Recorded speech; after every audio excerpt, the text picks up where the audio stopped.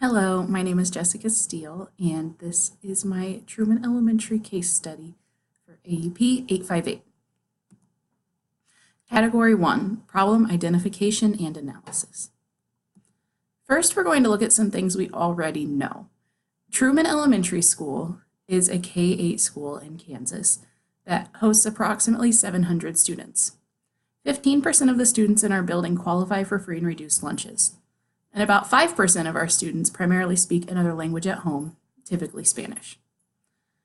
Reading scores are a big area of concern and the reason for doing this case study. Our reading is scoring consistently lower than math is. Students are losing ground as a cohort, and we're losing ground between grade levels. Parents have even noticed this drop in reading scores, leading to a request from the PTO for me, the principal, to address these concerns at the next meeting. To begin to address these, I have asked the reading coach to visit classrooms to observe reading instruction.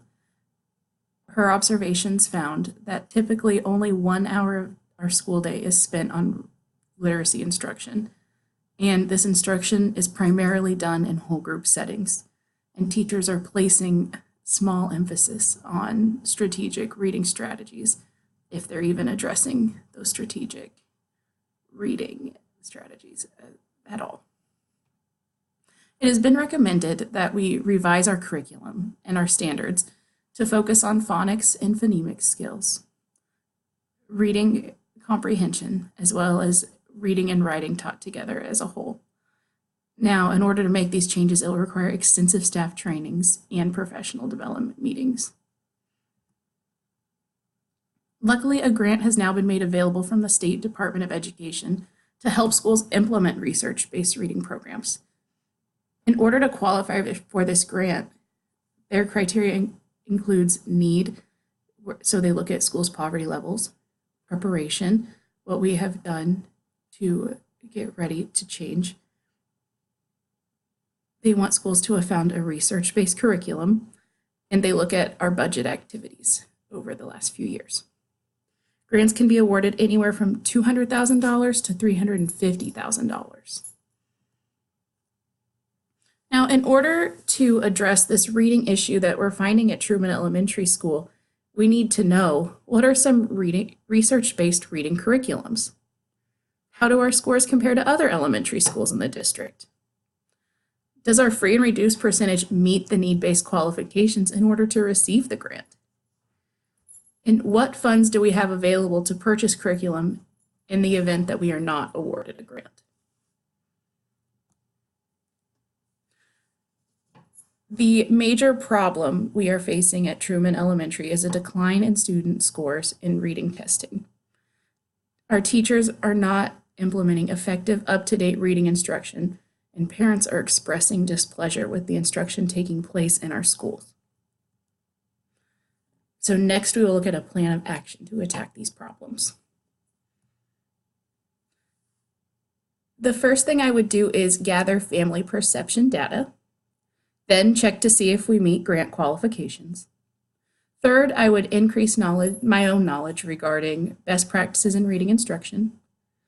I would gather teacher perception data. I'd have teachers set goals for instruction and student learning. I would establish grade level representatives to review the reading curriculums that I have researched and try to find a best fit for our building. Then I would hold a meeting with all of our elementary teachers where we would decide on a reading curriculum and then apply for the grant. In the event that we are awarded the grant or we are able to purchase a new curriculum, I would hold professional development meetings to train the new staff on curriculum and the standards. And finally, I'd like to host a school-wide reading night in order to share our findings with the families. In order to effectively implement this plan, I need to create and distribute a parent and family survey to collect and analyze perception data.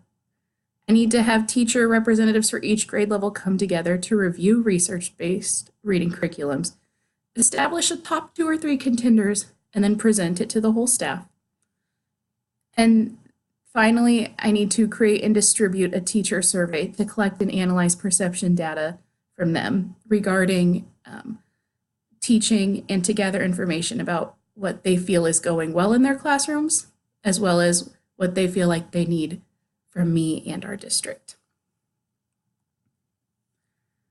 Category 3, promoting the success of all students.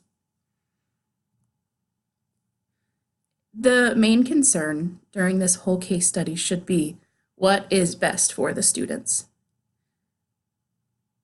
Students should be provided with a research-based literacy instruction. Instruction needs to be differentiated in order to meet the needs of all students in our classrooms. And students need to be taught how to read strategically in order to ensure success across all grade levels. To achieve this, I want to provide teachers with the curriculum to help build comfort level and knowledge with different research-based reading strategies. Implementing professional development gives teachers the opportunity to work together to improve instruction. Perception data will help make changes that help parents feel like valuable stakeholders in their children's education. And a family reading night gives us an opportunity to share our new curriculum with families, as well as give parents different strategies they can use to help their kids at home. And the debrief. My thoughts, feelings, and values during this case study were making learning accessible for every single student in my building, improving the educational experience for everyone, teachers, students, parents, support staff, supporting teachers in a time of transition, and helping parents feel like valuable stakeholders in their children's education. There still are some unresolved issues from this case study, like, do we qualify for the grant? How are we going to monitor our students' growth over time? Are all teachers implementing the new curriculum with fidelity? What interventions are we providing students who might need a little bit more help? And how are parents offering support at home?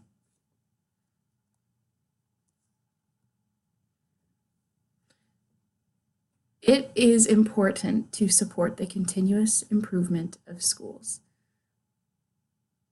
In this case study, I did that by gathering perception data of both teachers and community members. I invited the reading specialist to come and observe my teachers' classrooms.